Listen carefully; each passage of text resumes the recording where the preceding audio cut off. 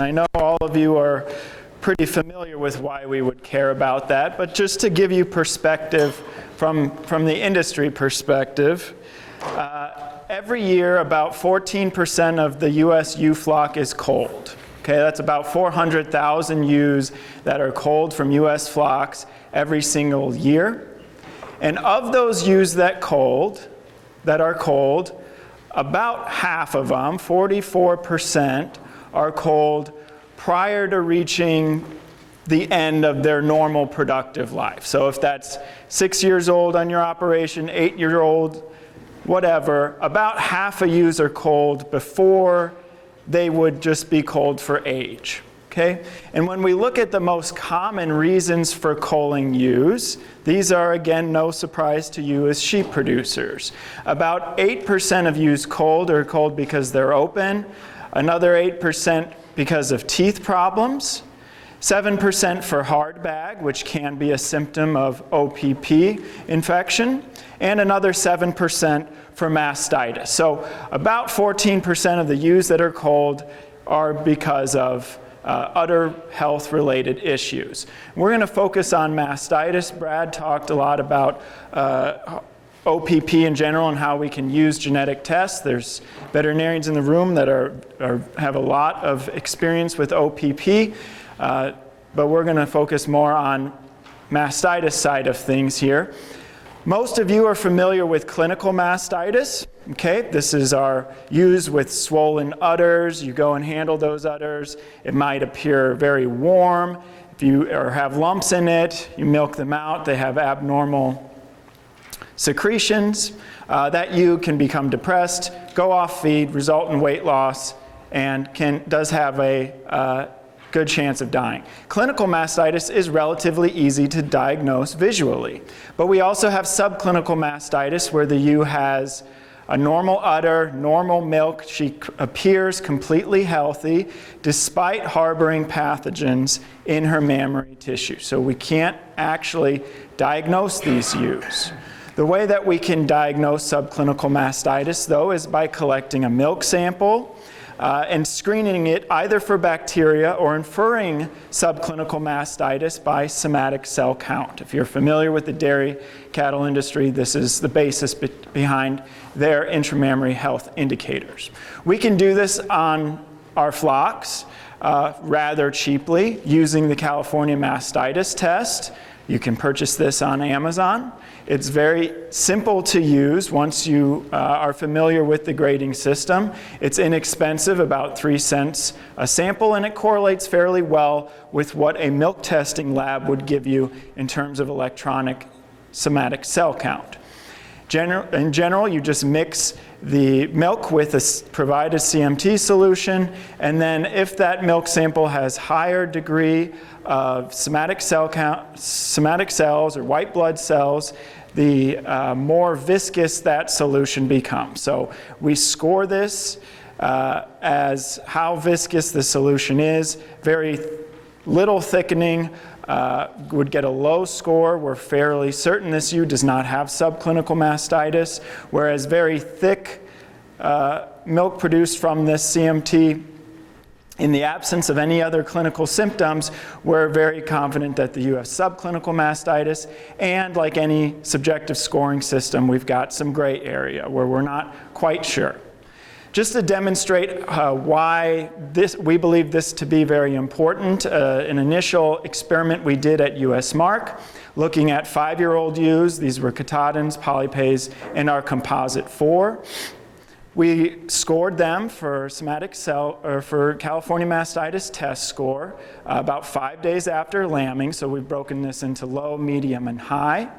And then I've got the frequency within those breeds. So within Katahdin and composite 4, about 12 to 13% of ewes scored very high.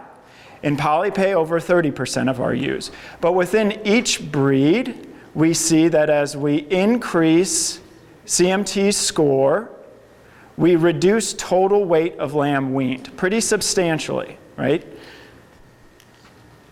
In terms of improving udder health through genetics, clinical mastitis is lowly heritable, less than 5%. Okay, most of the variation we observe, whether a ewe gets mastitis or not, is due to environmental, non-genetic differences among ewes.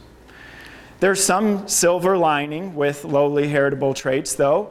You should cull ewes that have clinical mastitis. They're generally going to be more likely to have mastitis in future lactations, but you shouldn't be scared about their daughters or their sons carrying genes that are going to make future generations more prone to mastitis. Again, a lowly heritable trait. Indicators of subclinical mastitis, like our somatic cell count, California mastitis test score, or more moderately heritable, about 25%. But this requires collecting milk samples on most of our ewes. So we wanted to see, are there more easily measured traits that we can look at to improve udder health? So as Ron pointed out, a couple of these traits that we've been considering, I'll focus in on udder depth here. This data comes from dairy sheep. We've got milk yield, somatic cell count, and udder depth, and their heritabilities on the diagonal. So these traits are generally moderately heritable. And then we've got genetic correlations among these traits. Why we're concerned, and dairy cattle and dairy sheep have showed us this, as we select for heavier milk yields, we generally increase somatic cell count. So that means that sheep become more susceptible to mastitis the heavier milking they are. So that can be a concern. What this data from dairy sheep also shows us, that udder depth correlates fairly well with milk yield. So here we have to kind of flip the way of thinking. As we get lower numbers, that's a deeper udder. So as we get deeper and deeper udders, we increase milk yield. So that makes sense to us. So that's why we focused on these traits. They serve as a good proxy for milk production in ewes, and we believe them to be correlated with overall udder health. So just give you some examples from our data set in Katahdins at USMark. We milk our 1- and 4-year-old ewes.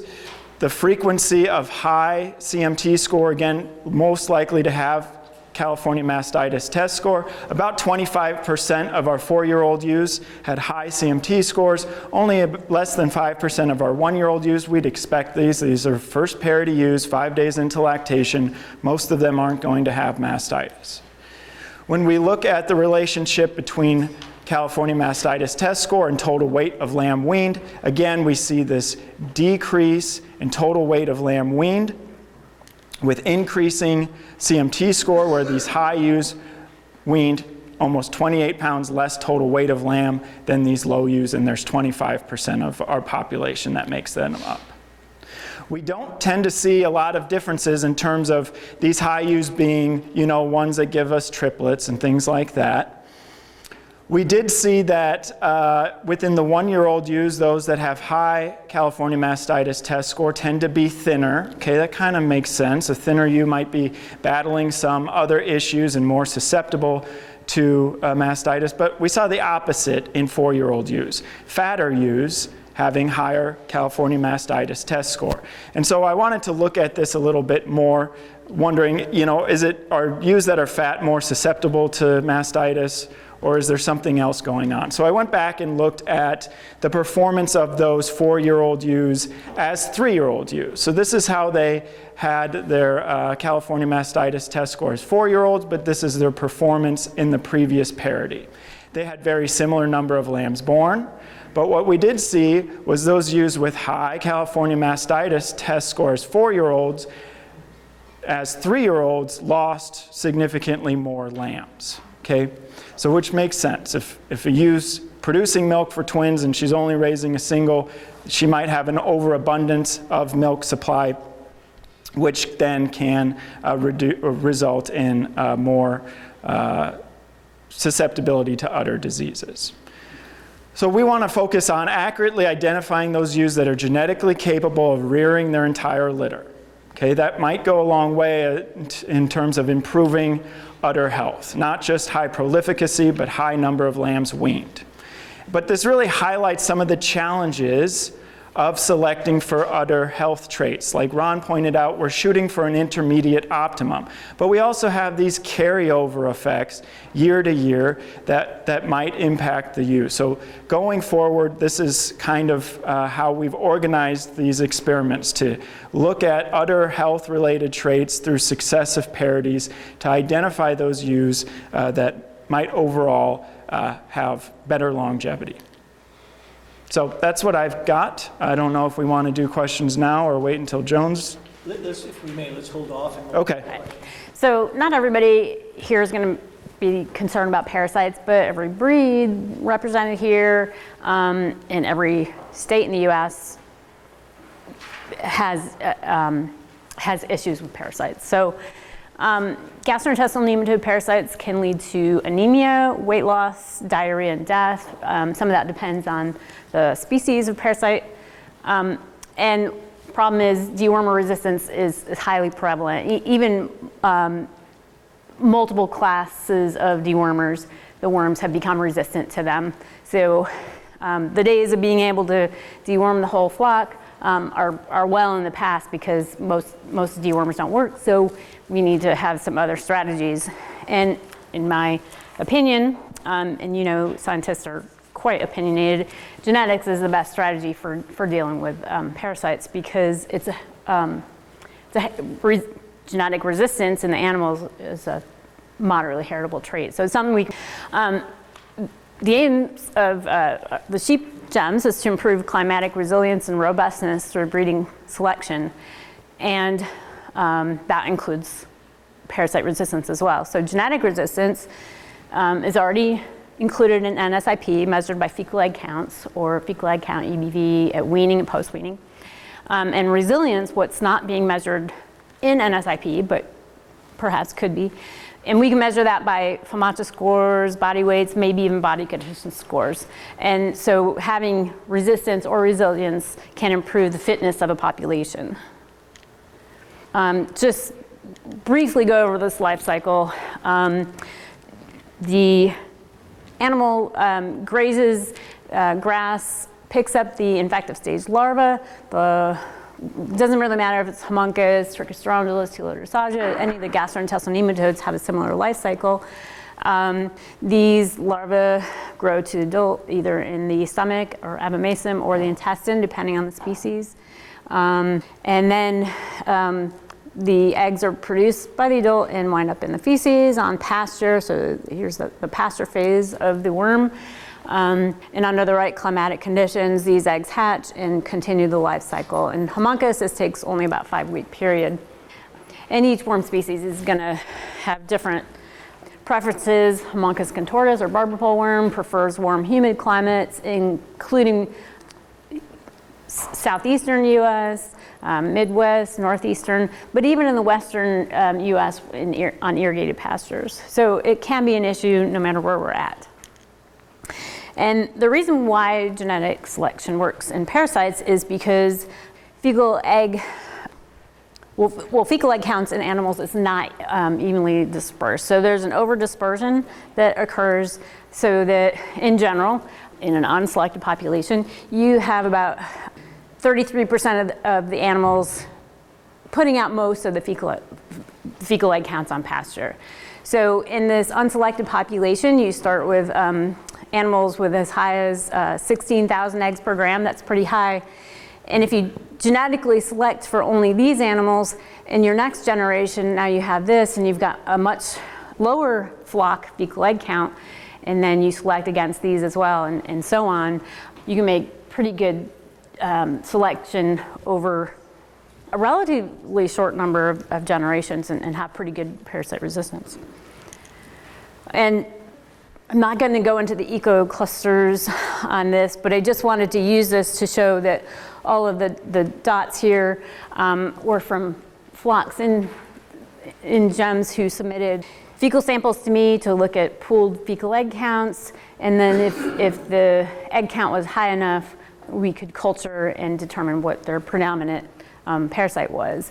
And as I said, homuncus was found in all states and all farms. But one of the things we did see that was that in most of the samples, fecal egg count was less than 500 eggs per gram. So a lot of the farms aren't really finding the parasite challenge maybe at the right time, and it is tricky because you don't want to wait or you're going to lose animals. So it's something that we're aware of that perhaps we need a better way to measure that parasite challenge. But you definitely want a variety of fecal egg counts in a population so that you can select the truly resistant animals.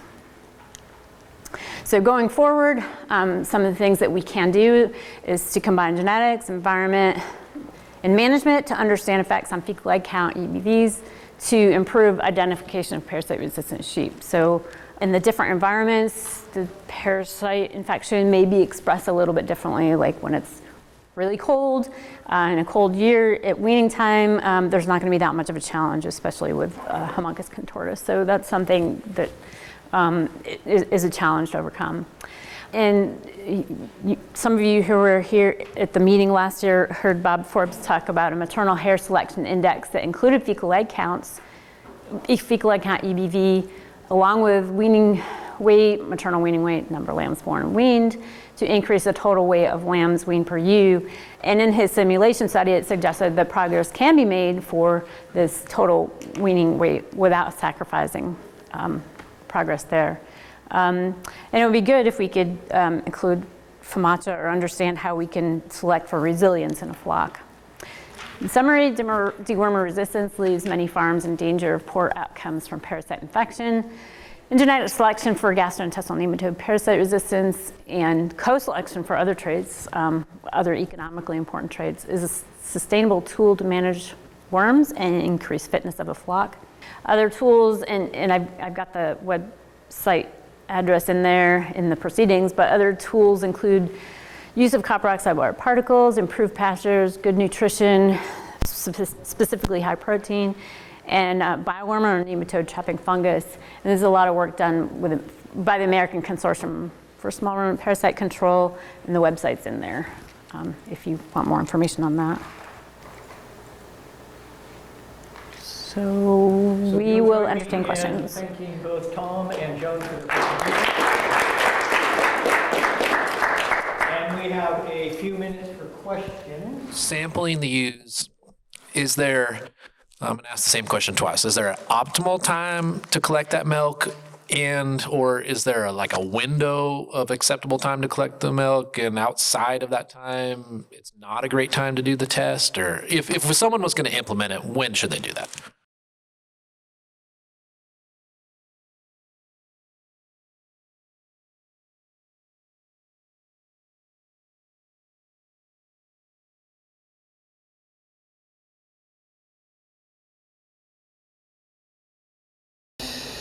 So either one of those time points could work. I would say that we tend to see more variability shortly after lambing, that 5-day window. So in terms of perhaps finding more genetic variation to select from, that might be the time point to do it. But understanding that some producers can't get a handle on their ewes 5 days after lambing and might have to wait to a processing event. 30 days, that could work. The only thing to avoid is really shortly after lambing, when ewes are still producing colostrum. These tests. I guess another one for Tom. Sorry, Joan. Would it be beneficial at all to do it at weaning? For some people, that may be the best time to grab a milk sample, is when you're running them through the chute when you wean. We also do it at weaning. We measure a lot of udders at US Mark. So at weaning, it's missed out on allowed first pair to use that are off. So that's the only downfall. You've still got your ewes that are probably still producing milk, but if you're weaning late enough, most of your first pair to use are dried off, so you can't get a milk sample on them. That's why we've kind of focused just on a time point where we're going to get milk on everybody. But you're right. I mean, in terms of reducing mastitis on your flock, weaning is an extremely important time. making sure that we're drying those ewes off. A few more minutes. I have a question for Joan. What were the different types of nematode species that you're able to find across the gem flocks and environments when they were participating in the project? So homuncus in Nevada says you can't really differentiate between tular dressage and Trichostrongylus, so I'm going to lump them together. But flocks are either predominant in one of those, and then other species that sometimes show up are Cuperia, which is more cattle. That was usually present. That's a large intestinal worm. It causes nodules. Like when you're taking a fecal sample, you feel the bumps. That's from esophagosimum nodule. So homuncus was not always the dominant. It was not. And I think it just depended on, I mean, so even in our winterborn lambs, by the time they're weaned, they still have predominantly Trichostrongylus, which is surprising because you would think that they would more quickly change to homuncus, but it's a little bit slow. But I mean, you can tell, I mean, when they start becoming anemic, when your FOMACHA scores start going up, that's when you know that the population's changed. But most people probably have a mix of parasites. The only exception is Georgia tends to be almost always homuncus for some reason. Great climate. But thanks, Jake, for giving me a question. Do we have another moment, or are we out of time? Yeah. Curiosity then, Joan, if I may, my ignorance of this. So FOMACHA score is all about anemia. So when we move into these other genera, if I may, of worms, is it going to be as effective as an indication of parasitism? It is not. It's effective for homuncus, liver fluke, but liver fluke really isn't on our radar, so we're going to ignore that one. So for Trichostrongylus and the other worms, you're going to pay more attention to diarrhea and DAG scores, and other countries have shown that that's heritable as well. So if I may continue, is FOMACHA enough? Are you concerned enough about the other genre that we need to think about that more broadly, like GEMS 2? Yeah, I would think FOMACHA might not be enough because, like I saw in the pooled samples, I mean, it was pretty split between Trichostrongylus and homuncus being the predominant worm. So the reason that this also becomes important is the view about what is considered a sufficient infection to be important differs. I know the Australians have a different cutoff level to say that it's been sufficient challenge. I think they use 300 eggs per gram because they have a different set of bugs, if I may, that are predominant. And homuncus is more prolific than the other worm species. Let's thank them again.